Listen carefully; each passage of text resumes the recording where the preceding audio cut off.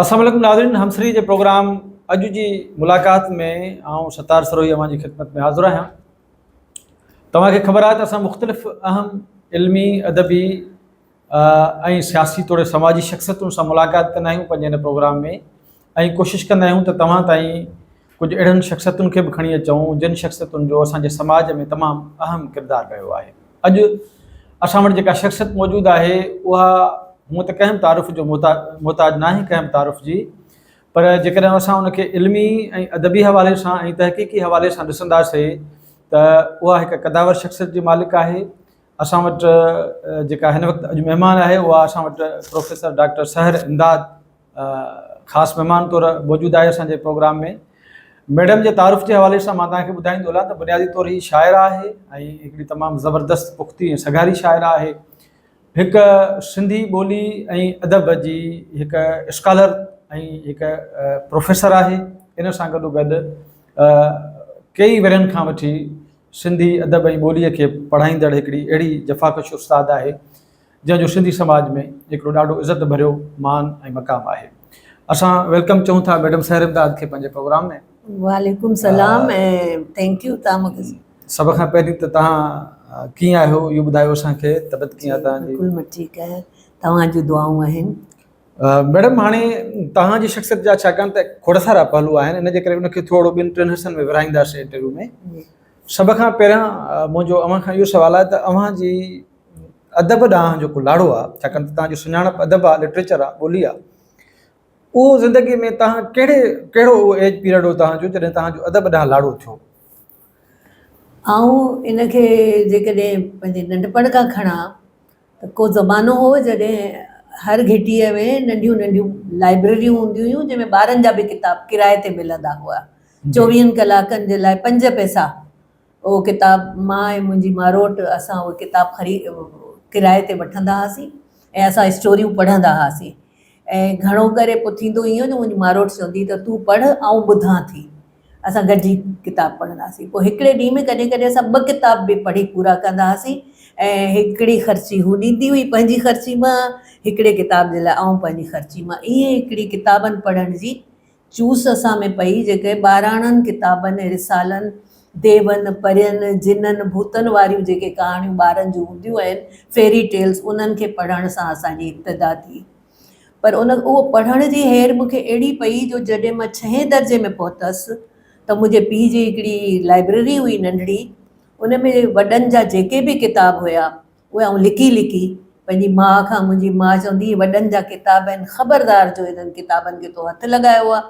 ऐं मां उहे पंहिंजे एक्सरसाइज़ जी कॉपियुनि में लिकाए मंझंदि जो वञी बाबा जी लाइब्रेरी में उते वेही ऐं पढ़ंदी हुअसि। ऐं जेको उन दौर जो वॾो लिटरेचर हो उहो सॼो मां चवंदी आहियां, मां लिखत में बि पंहिंजे कंहिं इंटरव्यू में चयो आहे त मां उहो सॼो अदब मां घोटे पी वियसि उन 6 दर्जे जे क्लास में, जॾहिं मुंहिंजी उमिरि बमुश्किल 10 साल खनि एज हूंदी मुंहिंजी, जंहिंमें मूं इस्मत चुग़ताई खे बि पढ़ियो, मंटो खे पढ़ियो, किशन चंद्र खे पढ़ियो, राजेंद्र सिंह बेदी खे पढ़ियो, ख़लील जिब्रान खे पढ़ियो। ई मां केतिरनि वॾनि राइटर्स जा जेके किताब मुंहिंजे बाबा जी लाइब्रेरी में मौजूदु हुया उहे सभु आउं पढ़ी पूरा कया। शाइरी उन दौर जे वॾनि शाइरनि खे मूं पढ़ियो। असांजे घर में बाक़ाइदगी सां हर टिमाही में असां वटि नुकूश जो, तुफ़ैल अहमद जो नुकूश एॾो हिकिड़ो वॉल्यूमनस पर्चो हो जेको लाहौर मां छपजंदो, उहो असांजे घर ईंदो। बाबा उनजो बाक़ाइदा ख़रीदार हुयो ऐं उहो 3 महीननि में ऐं पूरो नुकूश पढ़ी पूरो कंदी हुअसि त ॿिए पर्चो ॿियो ईंदो, पोइ आउं उनखे पढ़णु शुरू कंदी हुअसि। अहिड़े नमूने सां अहमद नदीम कासमी जो फ़नून हो उहो असांजे घर में रेगुलरली ईंदो हो। सो ईअं तव्हां सम्झो त मूं 6 क्लास में तमामु वॾो अदब पढ़ी वरितो। तेसि ताईं मुंहिंजी सिर्फ़ु पढ़ण जे हद ताईं मुंहिंजी दिलचस्पी हुई अदब खे पढ़ण सां। ऐं जॾहिं मां 8th क्लास में पहुतसि पोइ मां पंहिंजो हिकिड़ो स्क्रैप बुक ठाहियो, उन में मूं शाह लतीफ़ जा बैत बि लिखिया।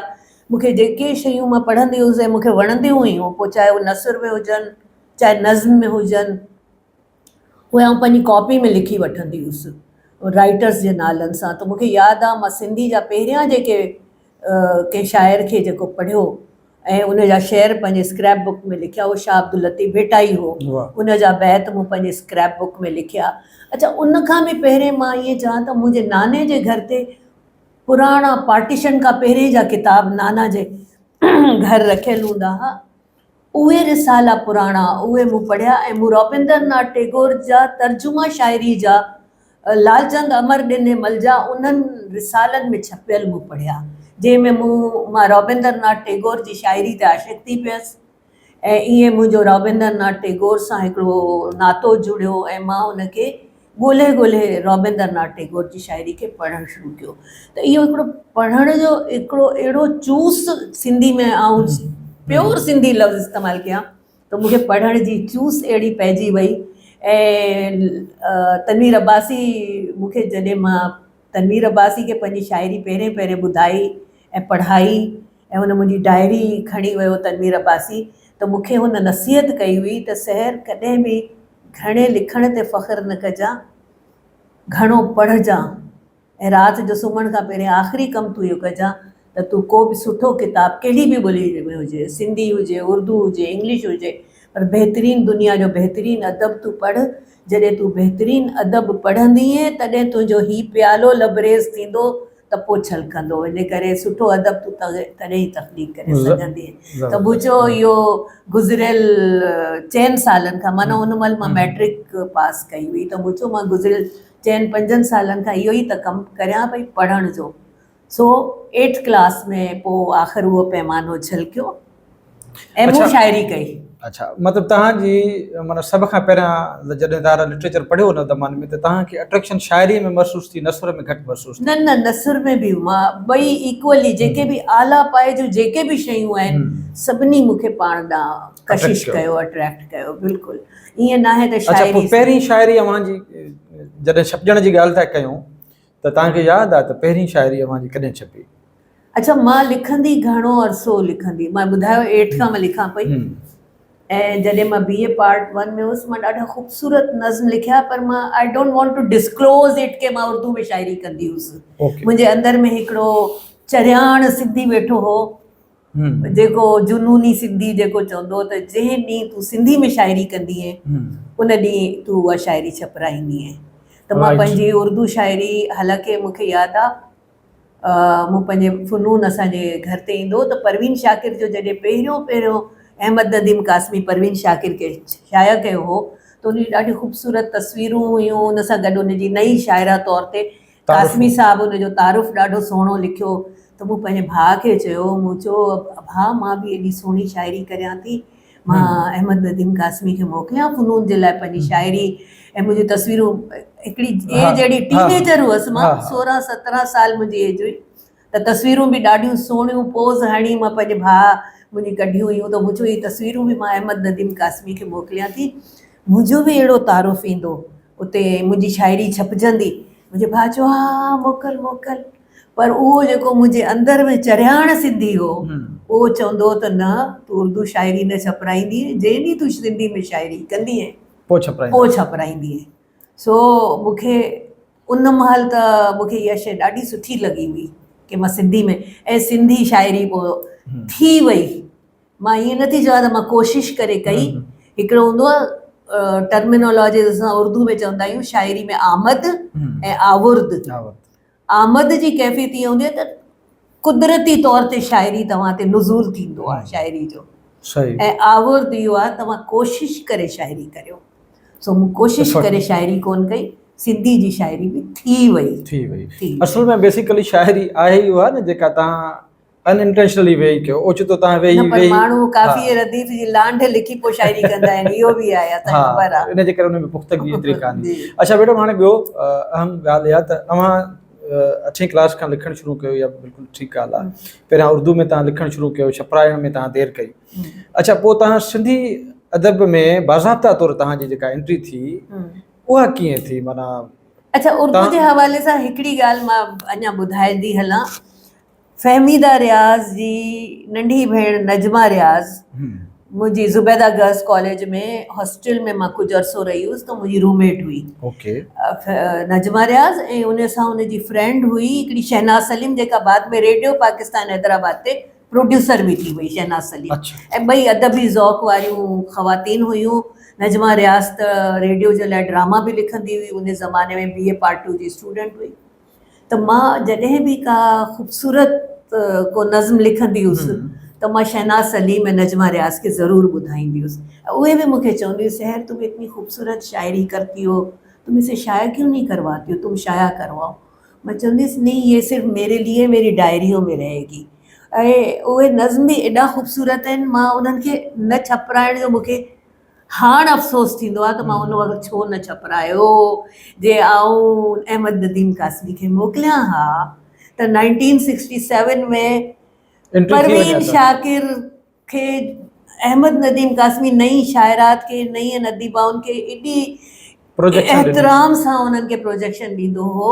त उहा प्रोजेक्शन जेकॾहिं मुंहिंजे हिसे में उन महिल हुजे हा, छो त जॾहिं मां उर्दू वारनि खे ॾिसंदी आहियां त परवीन शाकिर खे केतिरो एहतराम सां, ऐं मेहदी हसन जहिड़ो सीनियर सिंगर बि ईंदो त चवंदो अब मैं आपको परवीन शाकिर साहिबा की गज़ल सुनाता हूं।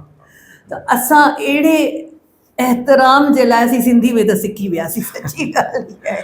इहो इंतहाई अहम पासो आहे जंहिं ते ॻाल्हाईंदासीं यकीनन। बाक़ी तव्हां जेको इहो सवाल कयो त मां 1967 में मुंहिंजो, अच्छा उन खां पहिरें इबरत अख़बार में मुंहिंजा कुझु आर्टिकल्स छपिया।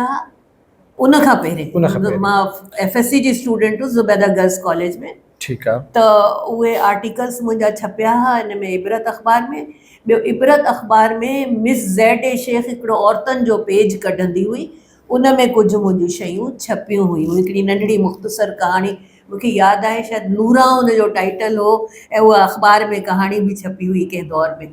पर मूं रूह रिहाण खे हिकिड़ो वॾो इंशाइया लिखियो जेको बिना एडिटिंग जे हिकिड़े लफ़्ज़ कटण खां सवाइ हमीद सिंधी उहो पूरो डिटेल्ड उहो उन में रूह रिहाण में छपियो, जेको जश्न रूह रिहाण जे हवाले सां हो, ऐं 1967 जी ॻाल्हि आहे। त उन महिल तव्हां सोचो त तमामु घटि ख़वातीन, आऊं उन महिल ख़ातून त न हुअसि, I was a teenager girl at that time.